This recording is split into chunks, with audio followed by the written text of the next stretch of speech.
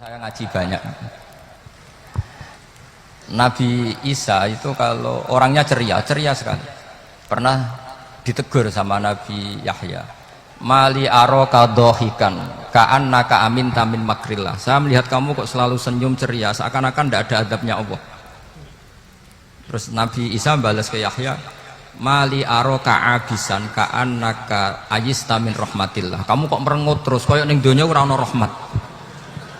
Jadi kamu milih mana? Senyum terus apa merengut terus? Partainya hanya dua, Nabi Yahya sama Nabi Isa.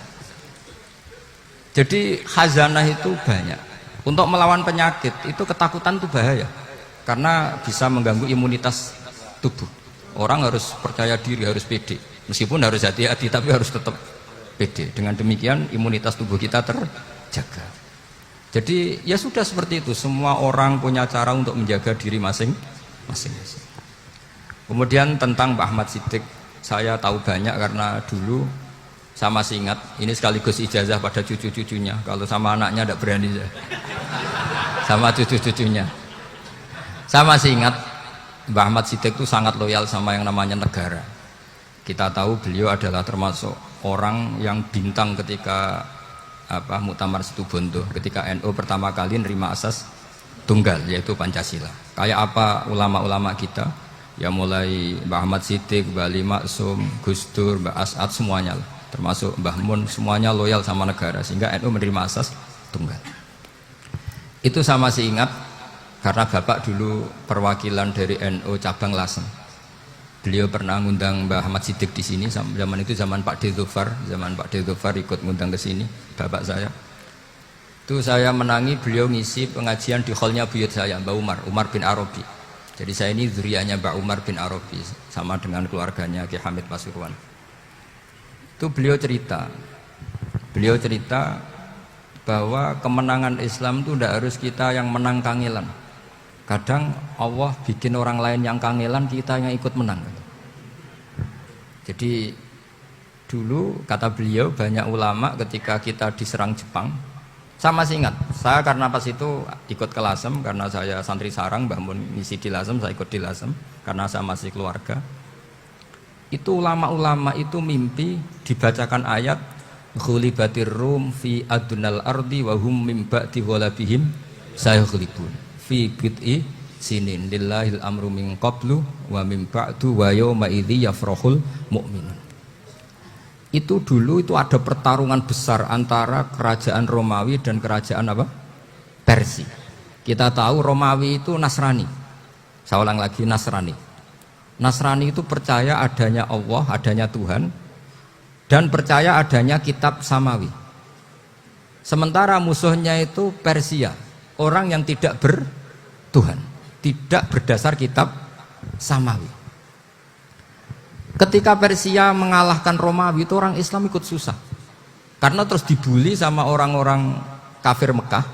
Orang kafir Mekah adalah orang yang tidak punya kitab samawi. Katanya orang kafir Mekah, iku lho balamu, jute duwe kitab, jarene di hubungan mbek langit, nyatane perang keok. Paling kon yo podo.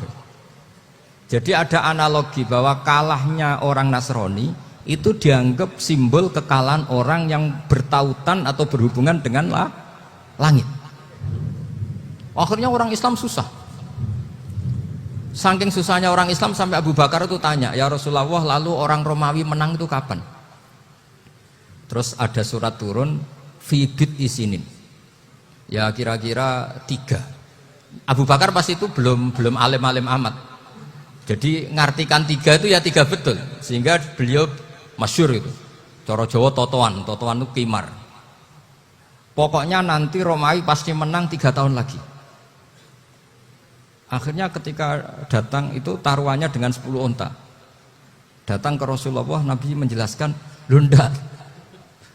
Bid'u itu mabena salas ilatis itu 3-9. Kamu jangan bilang 3. Ya sudah, taruhannya ditambah sampai 100 onta. Tapi pembuktiannya enggak 3 tahun, tapi nunggu 9 tahun. Sampai jangan tanya, berarti dulu pernah taruhan halal. Zaman sebelum ngaji saya, sampai sudah sering taruhan, jadi jangan nyalahkan saya. Nanti itu ada ilmunya, namanya nasah apa? Mansukh. Dan taruhannya Abu Bakar tidak kayak sampean. Taruhan yang sangat-sangat demi Islam, bukan demi hadun nafsi. Betul. Ketika tahun ke-7 orang Islam itu menang. Gila ya, tahun 9 itu umat Islam menang. Menangnya umat Islam mengalahkan musyrik Mekah itu di Badar. Romawi mengalahkan apa? Persia. Gara-gara Romawi mengalahkan Persia itu cara berpikir orang itu rubah. Ternyata langit itu ada, kekuatan langit itu ada. Sehingga meskipun akhirnya orang Kristen bilang ada Trinitas, terus mereka keliru dalam mengartikan Isa, tapi ada sekian nabi yang mereka sebut dan mereka hormati. Ada sekian kesamaan. Sehingga dalam Islam, saya ulang lagi, dalam Islam, andai kan disuruh milih orang komunis sama orang Nasrani, Islam tentu sama-sama kerjasama, milih sama yang Nasrani. Karena ini ahli kitab, kerjasama loh, bukan milih menjadi Nasrani. Nanti kalian salah paham, senangannya terus bully. Itu semangatnya pasti hasad. Nah, terus lalu relevansinya dengan Indonesia gimana? Wa yauma idzi yafrahul mu'minun. Ketika orang Romawi yang punya kitab samawi mengalahkan Persia yang tidak punya kitab samawi, itu orang Islam ikut bunga, ikut gembira. Itu semua kiai banyak yang mimpi seperti itu. Ini cerita Pak Ahmad Siddiq. Saya dengarin itu. Ternyata betul. Jepang itu nggak dikalahkan Indonesia. Jepang, Hiroshima dan Nagasaki dibom oleh apa? Sekutu. Akhirnya Jepang pulang. Pas Jepang pulang, Indonesia merdeka. Itu dulu kiai-kiai sudah nakwil bahwa menangnya Indonesia itu tidak harus mengalahkan penjajah. Pokoknya nanti penjajah ada yang mengalahkan. Jadi orang Islam zaman itu tidak bisa mengalahkan Persia. Yang mengalahkan itu Romawi. Tapi orang Islam ikut gembira. Itu sebenarnya wa yauma idzi yafrahul mu'minun binasrillah. Jadi orang itu cara berpikir Quran itu beda. Sehingga saya ini cerita ke cucu-cucu Mbah Siddiq karena ya nasabnya sama sampai saya, karena sama-sama sampai Mbah Sambu. Bedanya keluarga saya lewat Mbah Abdul Azim, kalau yang keluarga sini lewat namanya Mbah Yusuf. Itu saudara sama Mbah Abdul Azim, sama-sama sampai Mbah Sambu. Tapi keinginan saya tentu bukan sekedar silaturahim gagah-gagahan diceluk Gus. Celuk Gus repot. Nak ora alim ra pantes. Nak beling ra pantes. Salam templek 1.000 jaluk swarga. Aduh. Tuhan. Kok mentalane 1.000 jaluk. Kamu nginep di hotel 100.000 itu tidak cukup, apalagi untuk bayar apa? Surga. Itu enggak sopan sekali. 1 juta ya enggak bisa itu. 100 juta juga enggak jelas juga. Terus sampean mendingan enggak usah salam templek. Malah nggak mungkin masuk surga kalau. Jadi dulu yang namanya zuriyah, sampean tenang saja, nasab sampean tidak kalah dengan kita, karena nanti setelah di kuburan itu gus-gus itu nggak penting. Semua kalau ditanya bapak kamu siapa, jawabannya siapa? Nabi Ibrahim. Sudah parmin parlan hilang semua, sudah aman pokoknya nanti, karena kalau nanti ditanya malaikat bapak kamu siapa, jawabnya Nabi siapa? Ibrahim. Makanya saya itu pemuja Allah yang serius. Sampean ya pemuja Allah, tapi kan kadang kurang alim. Saya ini pemuja Allah serius. Saya itu kalau ngaji, ya ngaji biasa belajar, itu sering nangis seneng. Misalnya saya baca tadi, Miftahul Jannah la ilaha illallah, luang kunci kok dikasihkan. Kita ini masuk neraka gak pantas, enggak bawa kuncinya kok masuk. Harusnya kita ini masuk surga, kita kan pegang kunci surga, gak pegang kunci neraka. Maka aneh kalau kamu masuk neraka itu aneh. Coba kita pegang kunci surga apa kunci neraka? Tapi kadang teman saya neraka ora ono kuncinya. Karena tidak ada pintunya. Terus saya bilang, kamu kok tahu? Memangnya mau ke sana kata saya.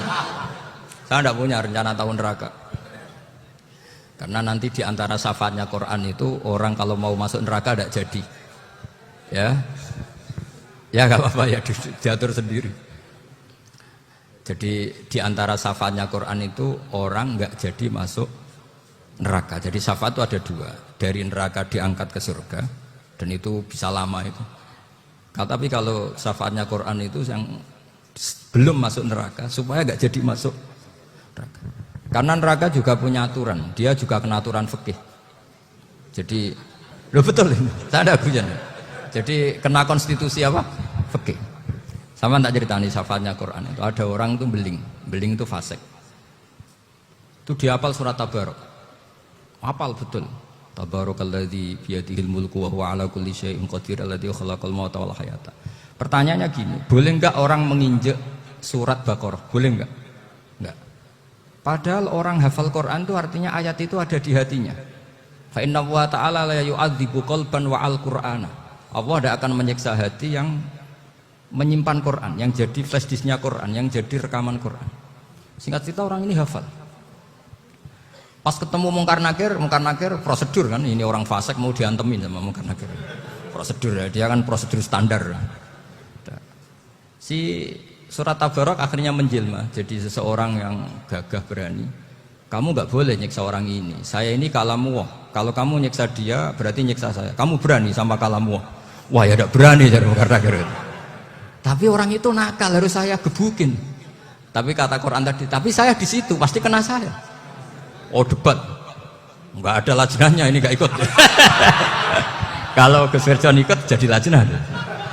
Kalau jadi lajnah pasti kroninan. Kalau santrinya dimenangkan. Akhirnya debat. Ya sudah kita ketemu Allah.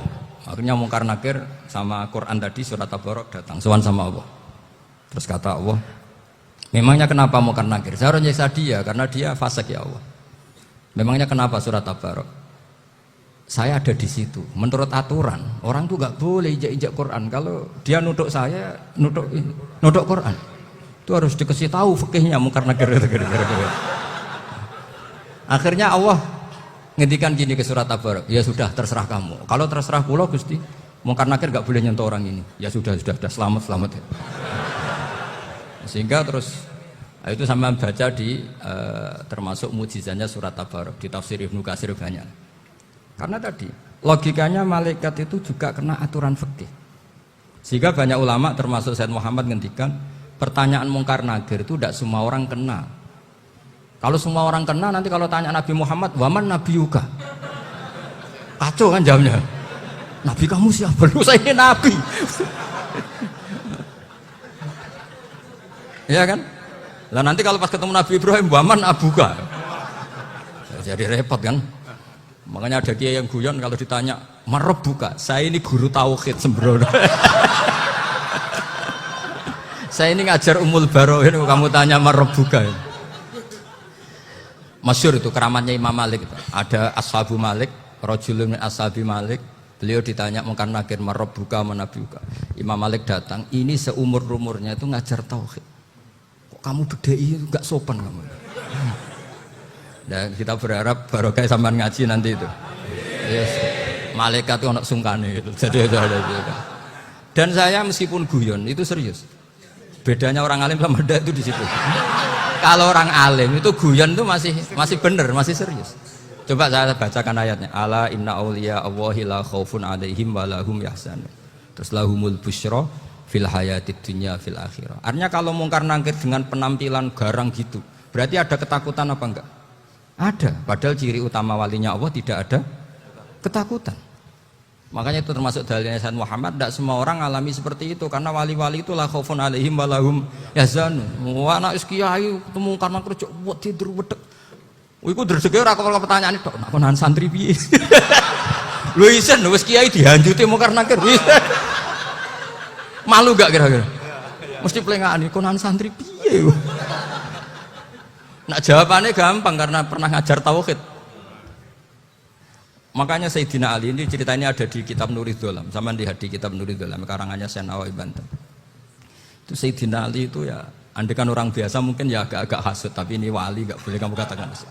Dia itu mangkal sama Umar. Orang kok setiap orang pernah dibentak. Apa dia berani bentak Mungkar Nakir? Penasaran dia. Bagaimana kerengnya Umar itu berlanjut enggak gitu kira-kira. Akhirnya minta, ya Allah saya minta kasyaf. Ya karena yang minta Sayyidina Ali karena mau wajah dituruti sama kasyaf.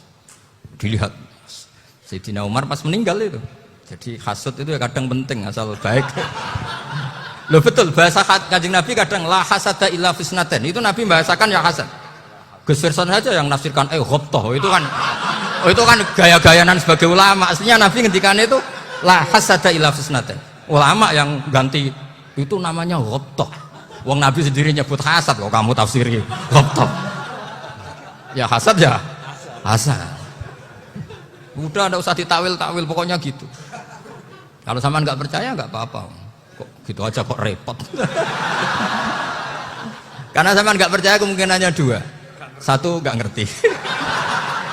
Dua sama-sama alim kan dari awal kalau sama-sama alim kan laisali alimin ayuqallida aliman akhor. Kita nggak perlu saling mengikuti. Ngapain hasud? Biasa aja. Akhirnya Sayyidina Ali kasar. Pas Umar bangun, setelah mati kan bangun, setelah meninggal bangun. Mungkar Nakir datang dengan perang yang sangat garang. Itu digambarkan Sayyidina Ali matanya itu kalkidril ghali. Kayak apa? Kendil yang apa? Mengangai. Wah, seru. Sayyidina Ali senang, paling takut ini Umar. Senangnya bukan main, wah ini mesti takut Umar. Biasa. Ternyata enggak, Umar malah bangkit. Woi, Mungkar Nakir. Kamu tahu menghadapi siapa? Itu betul ya? Kamu itu menghadapi temannya Ahabbal Khalqi ilallah. Yang diandalkan temannya, bukan dia. Kamu tahu yang kamu hadapi, saya ini teman kekasihnya Allah. Jadi boleh kamu mengandalkan Mbak Virjon. Tapi nanti resikonya Mungkar Nakir tanya, itu Virjon siapa? Wah itu masalah kan. Makanya syaratnya wali itu harus ma'rufun fis sama. Di langit sudah populer. Makanya dulu ada orang yang saking seninya Abdul Qadir ditanya apa saja jamnya Abdul Qadir Al-Jilani itu aman karena beliau populer. Makanya program kita harus populer dulu di langit. Nah, itu nanti kalau dicatut oleh santri-santri nggak apa-apa. Kalau nggak populer nanti dicatat, itu siapa? Masalah ini. Umar itu yang dibanggakan itu, kamu tahu saya siapa?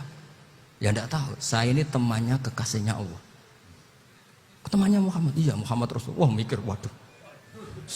Repot.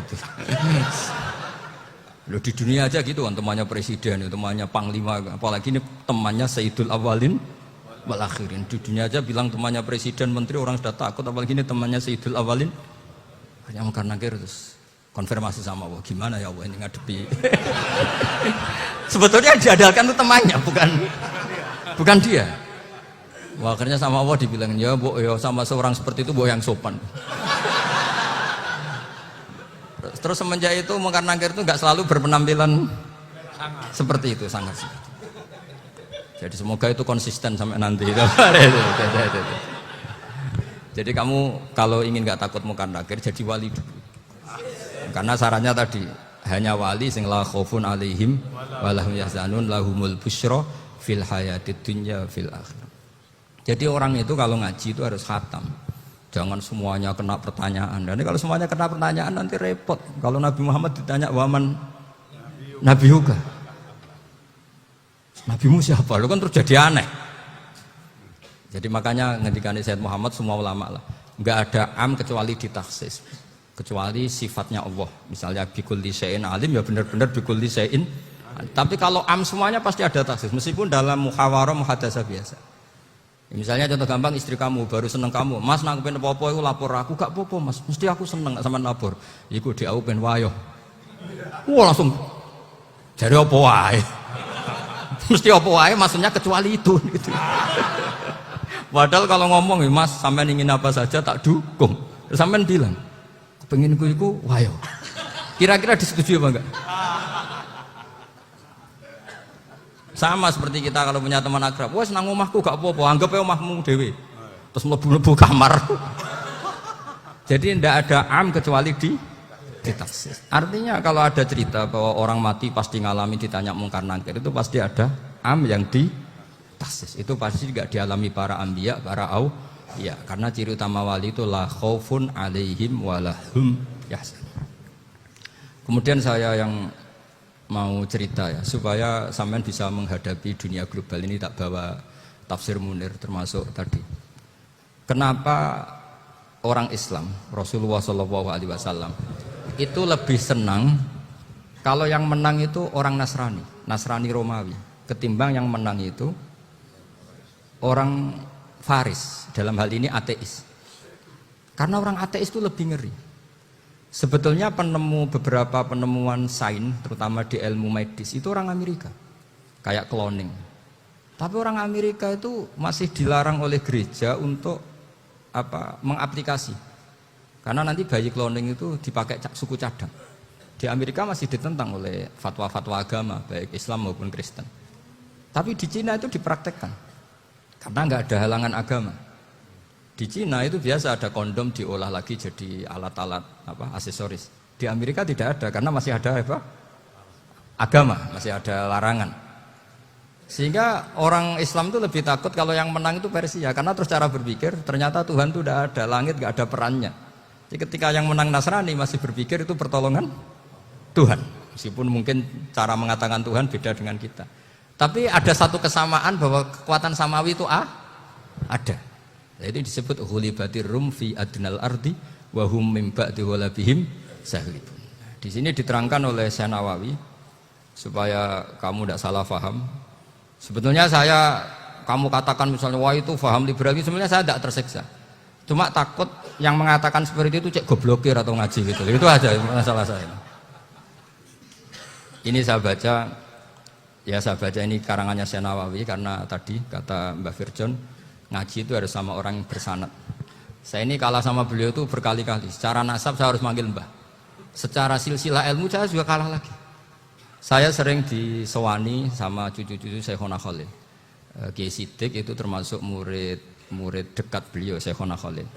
Kalau itu berarti kan Gus Firjon, Ahmad, terus Mbah Siddiq. Mbah Siddiq ngaji Syekhona Khalil. Syekhona Khalil itu pernah ngaji langsung sama Sayyid Zaini Tahlan. Berarti beliau dari Sayyid Zaini Tahlan itu baru generasi kelima. Sementara saya itu sudah ke-7 atau ke-6. Saya, Mbah Mun, Mbah Karim misalnya, Mbah Hashim, Mbah Mahfud Termas, Sayyid Abi Bakar Sato yang ngarangnya Anatul Thalibin, baru Sayyid Zaini Tahlan. Berarti saya ke-7, kalah lagi. Tapi untuk jadi wali biasanya cepat saya. Karena syaratnya jadi mbah itu ngalah demi putu. Jadi kalau beliau ngotot, saya dulu Gusti, saya mbahnya. Wah itu mbah yang nggak baik. Pasti jatahnya dikasihkan apa? Cucunya dulu. Makanya Abdul Muthalib itu orang yang dapat wangsit, tapi yang jadi nabi itu cucunya. Jadi dalil saya banyak. Sebenarnya Abdul Muthalib itu sudah sering dapat wangsit. Karena saya bahasakan wahyu, nabi yang protes, enggak nabi kok dapat wahyu. Tapi sebetulnya Abdul Muthalib itu masyhur itu. Kalimat-kalimatnya menunjukkan bahwa beliau itu sudah dapat wahyu kalau nanti cucunya itu jadi nabi. Makanya senangnya bukan main Abdul Muthalib sama Rasulullah. Putu seneng, mbah seneng putu. Jadi mungkin, jadi sampean enggak usah protes loh. Ya, yang jadi wali kok cucunya. Dulu betul. Dulu Mbah Hamid Pasuruan itu kalau Mbah Ahmad Siddiq ke sana, Mbah Hamid Pasuruan kalau manggil Mbah Ahmad Siddiq itu paman. Tapi pamannya minta ijazah ke ponaan. Apa ya gara-gara itu memang. Kalau itu masih berlaku apa? Ngalah tadi. Kayaknya masih apa? Hawane masih. Hawane masih. Karena melihat tren-tren langit masih gitu kayaknya masih. Masih itu. Ya, tapi mbahnya tetap dapat jatah, tenang saja nanti. Tapi memang sebaiknya mbah itu legowo. Rasulullah Muhammad SAW itu terkenal min dzurriyyati Ibrahim. Tapi kata Rasulullah, ana dakwatu Ibrahim wa bisyaratu Isa. Aku nganti ngene iki barokah dongane Nabi siapa? Ibrahim. Jadi dongane Nabi Ibrahim nggih tiba teng putu. Jadi banyak bukti bahwa jatuhnya ke putu gitu. Tadi saya di kamar sama beliau berduaan. Nih Mbah sing dadi wali di sini, aku webah. Cocokan tadi. Nah, kenapa saya akhir-akhir ini gulirkan daftar wali? Kenapa? Saya ini resah ya, orang sudah ingin dicintai pejabat, dicintai tetangga, dicintai teman. Tapi kadang-kadang orang lupa lagi dicintai apa? Makanya saya meskipun guyon, tapi ini amdan, bukan sahwan. Supaya orang punya cita-cita lagi jadi wali, ingin dicintai Allah. Kita ini terlalu lama ingin dicintai makhluk. Mbok ya naik kelas sedikit lah. Ingin dicintai Allah Subhanahu wa Ta'ala. Meskipun saya guyon, tapi tadi guyon saya tuh lebih serius ketimbang serius Anda. Karena tak pikir. Saya tuh kalau pergi itu seneng ngebis, bukan karena saya tidak punya mobil, tapi saya sering mau butuh itu supaya nggak diganggu. Karena saya tuh harus punya waktu sendiri. Kalau bis kan ketemu orang nggak kenal, tapi sekarang ya agak susah, banyak yang kenal. Dan susahnya lagi gak minta ijazah, minta foto. Repot tuh. Mau dibenci itu umatnya Rasulullah Shallallahu Alaihi Wasallam. Mau disetujui itu sanatnya mana? Kalau ketemu orang alim minta apa? Foto. Itu nggak ada sanatnya. Nggak tahu saya itu mazhab dari mana itu. Ya mazhab milenial yang jelas itu kan. Ini tak baca ya biar dapat. Karena ini kenangan saya sama Mbak Ahmad Siddiq. Saya masih ingat betul beliau ngisi hallnya Mbak Abdullah bin Umar, berarti abahnya Mbak Hamid. Karena mbak saya itu Fatimah binti Khalid bin Umar. Kalau Mbak Hamid itu Hamid bin Abdullah bin Umar. Itu saya masih ingat betul zaman itu Mbak Hamid setiap hall di Lasem itu rawuh dan saya derek mbah saya karena masih misanan datang ke Lasem. Itu beliau pas itu ngisi sama Mbah Mun. Mbah Mun masih muda, Ki Ahmad Siddiq sepuh senior. Itu beliau cerita bahwa dulu ketika Indonesia dijajah Jepang itu para kiai mimpi dibacakan ayat Khulibatir Rum fi adnal ardi wa hum min ba'di walabihim salim. Terus ada kiai yang tanya, takwilannya gimana? Ya nanti Jepang pulang bukan karena kita yang mengalahkan, tapi Jepang ada yang mengalahkan sendiri, meskipun tidak kita. Kayak dulu Faris tidak dikalahkan Islam tapi dikalahkan Romawi, tapi yang senang umat Islam. Wa yauma idzi yafrahul mu'min. Itu luar biasa ulama-ulama kita. Delalah kejadiannya Indonesia seperti itu. Yaitu kita tidak mengalahkan Jepang, tapi Jepang pulang sendiri karena dikalahkan apa? Sekutu. Ya ini saya baca. Ini tidak usah dicek bacanya benar apa enggak, sudah aman, apa? Aman. Karena kalau saya salah itu ya sengaja. Artinya ya sengaja, ya biasa maksudnya. Saya kemarin ngisi di Pondok Peloso, di Pondok Al Munawir Jogja. Salah itu ada dua, ada salah yang memang benar-benar salah. Itu enggak apa-apa, bisa dimakfu. Karena mesti sangke wong goblok salah yang terus itu. Ada salah bawaan ilmu, itu repot tuh dadaninnya. Karena misalnya kita yang biasa belajar qiraah sabah wayah sibuhu, mesti diulang lagi wayah sabuhu. Karena qiraahnya Imam Asim itu hasibah yah sabu bifathis sin. Sementara kita kalau ngaji kitab kulino yahsib. Sehingga kita yang biasa belajar sabah itu kalau baca kitab itu kayak orang bingung. Kadang-kadang yang ngaji juga bingung. Gus Pak mau cok bulan pelin. Ya tepat-tepatan. Ada yang mengatakan Gus Pak bingung, ada yang mengatakan Gus Pak alim alamah. Ya tepat-tepatan nasib tadi. Karena memang ya sabah memang seperti itu. Misalnya kufuan. Kufuan itu Imam Asim baca kufuan. Tapi beliau punya murid namanya Syu'bah. Itu kalau baca kuf'an. Makanya kita itu, ini kan khataman Quran ya. Jadi saya menyinggung sedikit tentang qiraah sabah. Tadi beliau juga sudah tak kasih kitab saya Hifdzuna Liyadal Mushaf. Sama tak ajari latihan sabah. Memang angel ya. Makanya yang nggak bisa itu wong pinter. Sudah tahu angel ya nggak usah diteruskan kan. Orang menghindari barang angel itu pinter apa goblok? Pinter. Berarti wong goblok pinter. Saya tuh makanya sama orang goblok tuh respect. Jadi orang alim tuh angel apa gampang? Angel. Menghindari barang angel pinter apa goblok? Loh, orang menghindari barang angel pinter apa goblok? Pinter. Berarti wong goblok pinter. Jadi saya sama orang-orang goblok itu respect.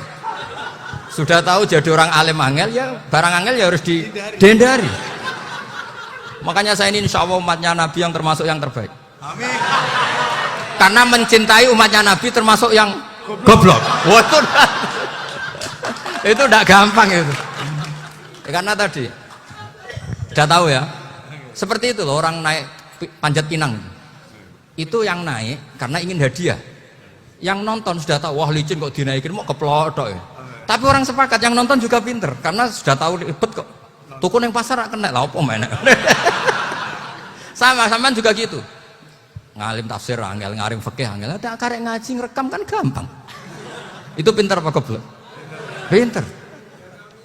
Iya. Makanya kula niku mbok burohno ngono tok. Saya tadi dinasihati Mbak Virjon, muga-muga hati saya selamat. Saya itu meskipun kata orang banyak, muhibin saya banyak, tapi saya insya Allah tidak riak. Saya itu pakai kitab namanya Tasbidul Fuad, itu karangannya Sayyid Abdul Al-Haddad. Ketika beliau punya muhibin banyak ditanya, bagaimana ya Habib Anda menjaga hati Anda? Jamnya Sayyid Abdul Al-Haddad itu unik. Innama azzamu Allah. Mereka itu sebenarnya menghormati Allah. Cuma butuh sarana, dan itu saya. Jadi saya tahu sama semua itu mencintai Quran, mencintai sunnah Rasul, mencintai hadis-hadis Rasul. Cuma sampean kan karena nggak paham, terus manfaatkan saya. Jadi sebenarnya saya ini korban. Korban. Jadi saya mau riak gimana? Korban kok mau. Bangganya di mana tuh? Coba sampean misalnya ngaji tafsir, belajar sendiri kan susah. Terkibnya susah, maknanya susah. Bahkan beli kitabnya kadang tidak kuat. Loh, untuk jadi alim tafsir itu kan harus beli kitab. Loh, saya sering belajar kitab itu jutaan. Tafsir Tobari, saya pernah beli kitab Fakhrur Razi itu berapa coba? 27 jilid. Karangannya Fakhrur, belum karangannya ulama modern, Imam Sa'rawi. Itu berapa jilid? Itu jutaan. Saya kemarin juga dihadiahi kitab Pak Quraish Shihab namanya Faidul Bari fi Syarhil Bukhari. Pak Quraish Shihab yang terkenal. Dia sering diskusi sama saya. Saya ngasih hadiah beliau ngasih hadiah saya. Oh itu harganya nggak kuat. Dadak kuat kadang di Indonesia nggak ada coba. Dan sama orang hebat menghindari kesulitan itu. Nah kesulitan itu, sebab ngaji ikut, kalau nggak paham dirukok rekamannya sudah gitu. Pinter mana sampean nambah saya? Pinter sampean kan? Bikin sosis susah, beli aja kok repot kan? Nah, makanya nggak boleh orang bilang, wah aku goblok reso tafsir, aku wong pinter. Makanya nanti kalau saya ketemu Nabi tidak termasuk orang yang mentahkir orang Islam. Kafabil mari isman ayah kira akhahul muslim. Jadi cukup orang itu dosa kalau menyepelekan orang Islam, termasuk darani sampean goblok itu dosa. Caranya enggak darani goblok ya tadi di logika tadi. Alim itu angel. Nggih dari angel itu pinter. Berarti wong bodoh. Pinter ya sudah gitu. Tapi tetap bodoh. Tapi ini satu cara untuk saya respect gitu.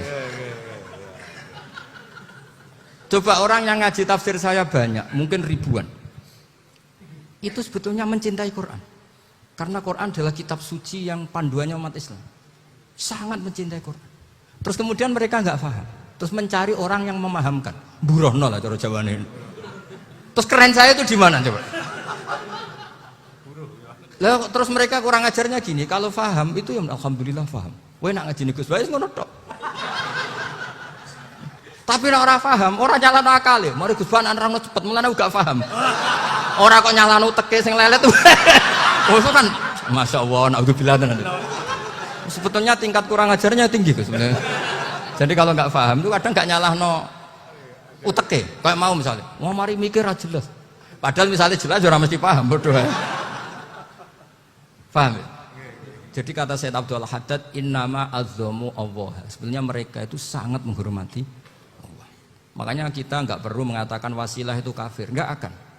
Karena orang tawasul sama Rasulullah itu ingin dapat ridhonya Allah lewat orang yang dicintai Allah. Kita mencintai wali sebenarnya, wah itu kekasih Allah. Kita mencintai itu karena mencintai Allah. Sama seperti gini, kamu mencintai kangkung apa enggak? Sebenarnya sama sekali enggak. Tapi kamu ingin sehat, ada asupan gizi. Kamu ingin tubuh kamu sehat, butuh asupan gizi. Kemudian kamu makan kangkung. Apa terus kamu cinta kangkung? Kan enggak. Cinta kesehatan kamu sama. Orang yang mencintai saya sebenarnya ingin kepuasan rohani. Saya kan termasuk kiai yang torekonya gampang. Ini swarga kan akhirnya penggemarnya banyak. Coba kalau kamu neraka. Wah, jadi sebetulnya Anda mencintai kepuasan Anda sendiri. Nah, saya ini korban. Makanya untuk masuk surga cepat saya, korban itu cepat. Da'watul mazlum la turaddu kan gitu. Laisa bainahu wa bainallah hijab. Jadi saya kalau ndonga langsung seret langit. Karena mazlum. Saya sinau tafsir itu Pak, sampean bayangkan ada tafsir itu sudah 27 jilid. Sekarang Fakhrur Razi itu bulatnya bukan main. Karena dia ahli filsafat. Bulatnya Masya Allah. Sudah gitu sinau Jalalain kadang dikomen oleh Sawi. Sudah kita percaya Jalalain dibuli Sawi. Percaya Sawi dikandani, oh iku Maliki Rasafi. Oh ribet. Sudah gitu sinau Qurtubi, sinau tafsir Tobari itu susahnya. Belinya susah, belajarnya susah. Padahal saya punya keluarga, punya istri, punya anak. Bayangkan kalau istri saya rewel kayak istri sampean. Wah itu, tapi alhamdulillah enggak. Sama sekali enggak. Allah sudah milihkan, wah ini bahaya kalau punya istri rewel.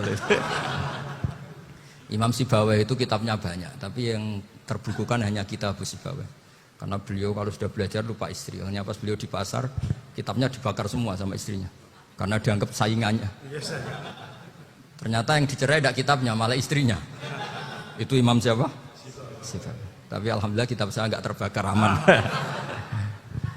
Saya teruskan ya. Jadi untuk menjaga riya dilatih innama azzamu Allah. Sebenarnya mereka itu menghormati Allah. Sehingga wasail-wasail itu sebenarnya nggak pernah jadi subjek pelaku utama enggak.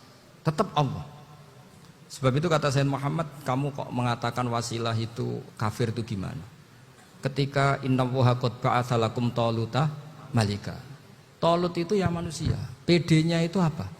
Inna ayata mulkihi ayyatiyakumut tabut fihi sakinatum mir rabbikum wa baqiyatum mimma taraka alu Musa wa alu Haruna tahmiluhul malaika. Jadi beliau PD itu kalau bawa sunduk semacam peti sakti, sing di situ ada baqiyatum mimma taraka alu Musa wa alu Haruna tahmiluhul malaika.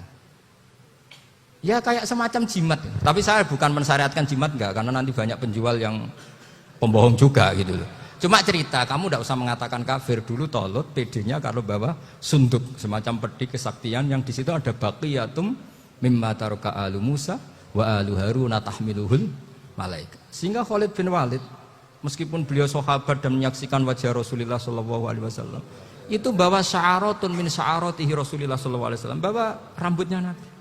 Perang kemana-mana itu diletakkan di pecinya. Nanti sama tanya lagi, masa pakai peci Khalid bin Walid itu? Wah panjang itu sampai itu repot.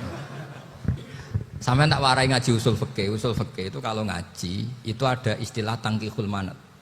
Ini mestinya wilayah yang kita bisa berdebat sama Mbah Firjon. Dulu itu musuh saya karena saya makili Anwar, beliau makili Peloso. Tapi tahu-tahu kalah tua terus saya mengundurkan diri. Di fikih itu ada istilah, ada tangkihul manat, ada tahqiqul manat, ada tangkihul manat. Tangkih itu kira-kira gini, lafadz hadis itu dibuang sekian untuk tahu bahwa itu madarul hukmi. Misalnya gini, tak beri contoh paling gampang. Sama harus paham, kalau nggak paham nggak pinter-pinter. Ja'a a'rabiyun ila Rasulillah sallallahu alaihi wasallam. Ya karena ini menghormati Mbah Ahmad Siddiq, beliau orang alim. Jadi ngaji ini tetap ada suasana alim. Ya harus ada suasana alim. Nggak perlu jadi orang alim tadi, susah. Sudah ngedari susah itu pintar. Sudah itu aja. Jadi orang alim susah, ngedari barang susah pintar. Berarti orang tidak alim pintar. Nah, meskipun tetap sudah itu pegangi sampai mati nanti. Loh, jadi orang alim itu repot. Itu kata Imam Ghazali, kalau orang alim kalau mau masuk surga itu sama Allah nggak boleh. Kif, kamu nggak boleh langsung masuk surga. Coba cari umat kamu, syafaati dulu. Nah, saya takut nyari sampean nggak bisa kembali. Saya tidak punya rencana itu. Pokoknya mau masuk. Boleh sampean kuaduan, aduan balik raroh dewe, wah repot nanti saya. Berat jadi orang alim itu berat.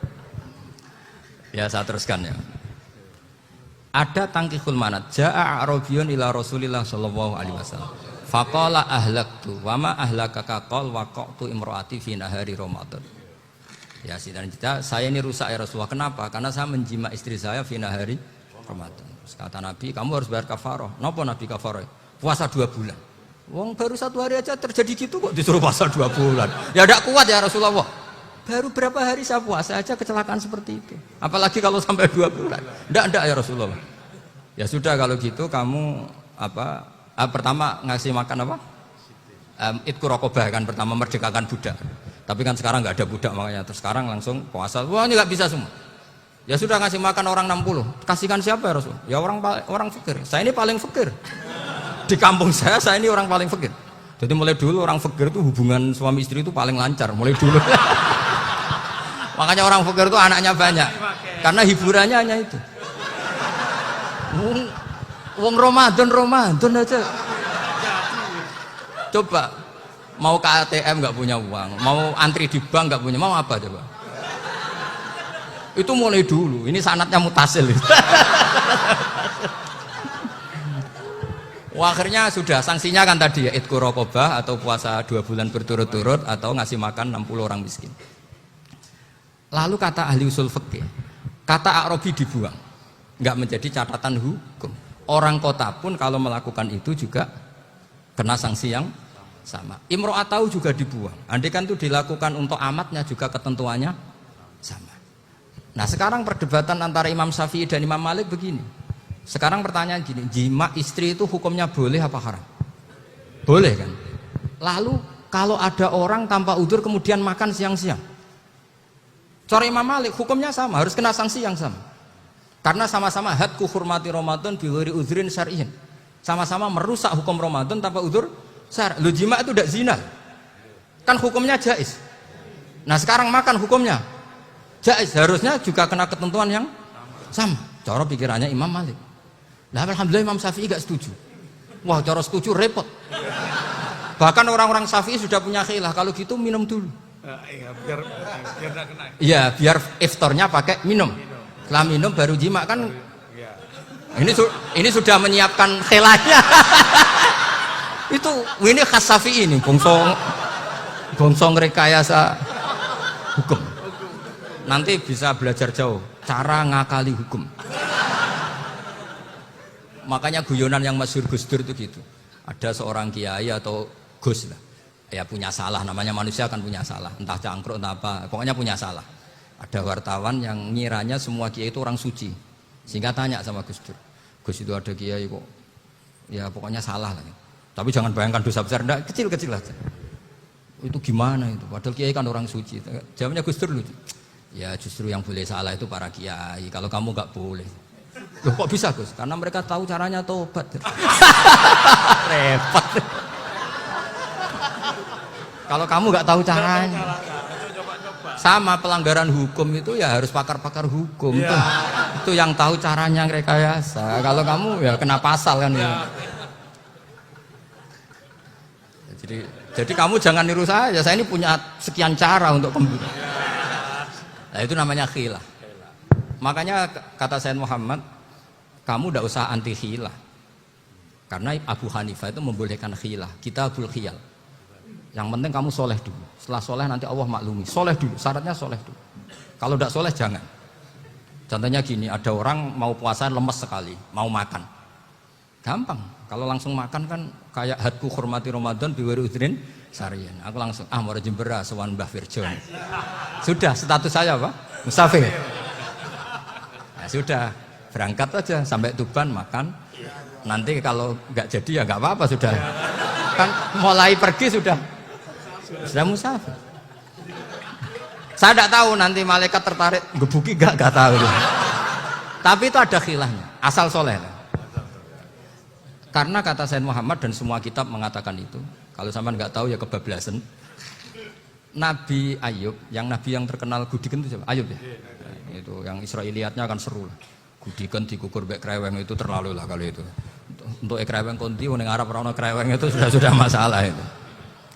Singkat cerita, Nabi Ayub ketika diasingkan kaumnya itu kan nggak punya sumber makanan. Lah orang lelaki itu mulai dulu egois. Istrinya Nabi Ayub itu cantik sekali, udah cantik, rambutnya bagus. Makanya kamu nggak usah tanya kenapa istrinya Kiai banyak yang cantik. Ya, warasatul anbiya, nggak boleh mungkin. Kalau nggak cantik ya warasatul anbiya dari segi balak. Istrinya Nabi itu semuanya cantik. Nggak usah tanya sebabnya apa, pokoknya gitu, semuanya cantik. Singkat cerita, beberapa kali istrinya Nabi Ayub itu kerja demi bisa nafkahi Nabi siapa? Suatu saat itu tidak ada pekerjaan yang cukup untuk beli roti. Satu-satunya peluang dapat rezeki itu putrinya raja itu rambutnya berondoli. Terus ada sayembara siapa yang rambutnya bagus mau dibeli. Sampai rambutnya istrinya Nabi Ayub itu dijual. Nabi Ayub tersinggung karena itu mengurangi kecantikan. Jadi lelaki mulai dulu gitu. Udah nggak urun kalau istrinya nggak cantik itu komplain. Itu khasnya lelaki. Jadi kalau kamu gitu ada sanadnya juga, tenang saja ya. Komplain ya pegawaian itu. Saking mangkelnya Nabi Ayub terus ngendikan la adriban naki mi'ata sautin. Kamu akan saya pukuli dengan mi'ata sautin atau dengan 100 cambukan. Atau mi'ata dikhtin atau mi'ata apalah sesuai konteks zaman itu. Engko namanya pecut tuku kondi kok ribet lagi. Singkat cerita akhirnya ketahuan bahwa istrinya menjual itu demi Nabi Ayub. Allah nggak ridho kalau kekasihnya yaitu istrinya Nabi Ayub wis perjuangan kayak gitu malah kena hukuman. Tapi Allah juga nggak ingin kekasihnya yang bernama Ayub melanggar sumpah. Padahal beliau sudah sumpah wallahi demi Allah nanti tak pukul dengan 100 kali. 100 kali dengan lidi lah misalnya, contoh yang gampang tuh lidi. Akhirnya sama Allah dikasih satu solusi. Wa khud biyadika dikhtan fadrib bihi wala tahnas. Ya sudah, lidi itu ikat jumlahnya 100. Terus pukul sekali saja. Anggap saja sudah 100. Iku pangeran sing wari ngakali ngono iku pangeran. Tapi syaratnya soleh. syaratnya soleh. Jadi kalau kamu anti khilaf berarti anti ajarannya Allah di ayat itu. Wa khud biyadika dikhsan fadrib bihi walata. Itu dulu ada, ini cerita di Ithaf. Ini cerita terakhir, ini sudah, sama jangan nama sudah. Terus pengumuman tadi, yang nggak pernah sepuh ngutang saya itu haram tadi. Karena tadi saya punya kewajiban di rumah yang bisa menggugurkan ya kewajiban yang lebih besar. Lebih besar itu ya tadi, bisa pernah guru, pernah sepuh. Yang jelas nggak umur. Umur sampean menang kabeh tuh. Tua serepot itu. Ada raja itu ganteng kaya, senengannya nikah perawan cantik. Itu semua kampung mesti kenal. Mungkin digilir atau gimana pokoknya. Suatu saat ada pemuda suka sama perempuan yang di kampungnya, cantik sekali. Kemudian pemuda ini ternyata pekerja di kerajaan itu. Tiap hari ditanya, wah itu yang di kampung yang cantik siapa? Mau saya nikahin gini. Wah bahaya ini saingannya raja. Jadi yang dibidik pemuda tadi itu saingannya. Si raja ini orang yang namanya raja kan gengsinya tinggi. Kaifatangkihuha wa qad ra'aitu qad qabbalaha rajulun. Kok mau nikah piye? Saya tuh pernah melihat dicium lelaki. Wah, gak mau. Gak gelem wis kadung ditambung lan waqat qabbalaha rajulun. Saya pernah melihat sendiri qabbalaha rajulun, dicium oleh lelaki. Wah, sudah gak minat raja langsung gak keren. Suatu saat pemuda tadi nikahi perempuan itu. Rajanya marah-marah. Kamu lelaki gak punya harga diri gini. Gak punya selera, gak punya harga diri, sudah pernah dicium orang kok tetap dinikah. Terus bilang ke raja, takrif manir rajul, lelaki itu siapa? Abuha. Kamu tahu lelaki itu siapa? Sopo? Abuha. Bapaknya. Saya kan hanya bilang rajulun. Pernah dicium lelaki. Lah pikirannya raja itu lelaki kue-kue ngene iki. Tapi butuhe canom mau raja ben gak sida. Itu aja tuh. Baru kayak digulirkan gitu waqat qabbalah rajulun. Wah enggak mau. Setelah itu suatu saat pegawainya tadi nikahi perempuan. Kamu enggak punya harga diri gini. Kamu tahu mandir rajul apa abuha. Wah nak ngono aku gak apa-apa. Lah monggo sakniki wis bojo kula. Ora trimo wis diambung wis macam-macam. Lah itu namanya khilah. Apa? Khilah. Kalau di Balawa disebut tauriyah atau apa. Tapi saya tidak ngajari sampean seperti itu. Sudah pinter sebelum saya ajarin. Bangsa ngakali kan sudah pinter. Ya ini terakhir tak baca Arabnya saja nanti. Bismillahirrahmanirrahim. Biar dapat barokahnya Syekh Nawawi juga barokahnya guru-guru. Bismillahirrahmanirrahim. Wasababu nuzuli hadil ayati annahu kana baina farisa war rumi qitalun wa kanal musyrikuna yawadduna antaghliba farisu ar-ruma. Di anna farisa kanu majusian ummiyin wal muslimuna yawadduna ghalabatar rum ala faris liqaunihim ahla kitabin. Jadi zaman dulu orang Islam lebih senang kalau yang menang itu orang Nasrani. Kalau bandingannya ateis. Karena bagaimanapun percaya kekuatan langit. Sementara orang ateis sama sekali tidak percaya kekuatan. Apapun bedanya kita dengan Nasrani itu ada kesamaan, yaitu percaya adanya kekuatan langit. Sehingga ketika orang Romawi kalah itu orang Islam ikut susah. Paham ya? Makanya ini tak baca biar sampean enggak macam-macam pikirannya. Fab'atha Kisra saat terusnya, ya pokoknya seperti itu.